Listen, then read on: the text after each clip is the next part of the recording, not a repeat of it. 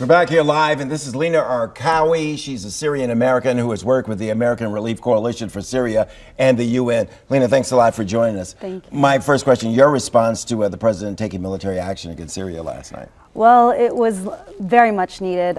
We've been waiting a very long time as a Syrian American after almost 7 years of watching this brutal war play out. This is the first time that we see that Assad regime finally get a slap on his wrist. Obviously, this is something you think should have happened quite some time after Aleppo and some other instances, right? Yeah, I definitely think we should have attacked in 2013.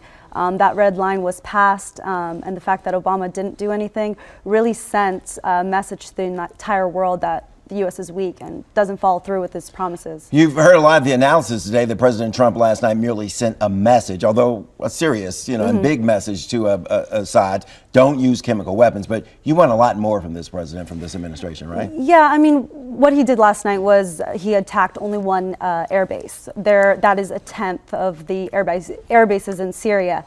Air bases and aerial bombardment is 90% of the killing that is being used on the people.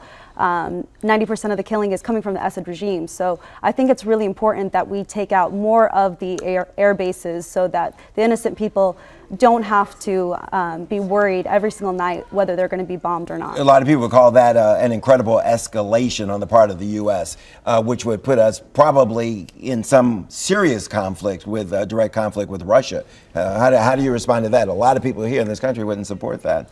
Yes, but it's if we don't do anything, I think it's going to escalate, and we're going to continue to see a refugee crisis around the world and the U.S. And I think that it's not only going to escalate refugees, but it's also going to escalate terrorism. So the president has confused a lot of people with his actions. Not long ago, he wanted to be president just of the U.S. There was an indication from Secretary of State that Assad would probably remain in office, that we wouldn't be about regime change.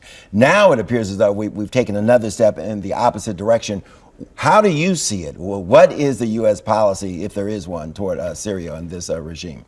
That is something I can't answer. I think, though, the pictures that came out for the Syrian attack in Khan Shaykhun, I think that was the turning point for our leadership. I mean, you saw the images. You saw that man who lost his twins that were 9 months old. He lost 22 members of his family. I think that was definitely, that pulled at everybody's heartstrings, and I think it's enough. I mean, you're talking about 500,000 people have been killed. I think it's gone way too long. Yeah, and if you had a chance to talk to President Trump about the refugee situation, I mean, you want a reversal there too. I mean, tell me what you'd have to say to the administration about that. I mean, the refugees, what we did with the travel ban was definitely something that went against American values. I mean, America has always had a long history of opening its doors, accepting people from all over the world. I think it was such a shame. It went against what we value. But I think the issue here is many of the Syrian refugees, and every single one that I've talked to, cry about going back home.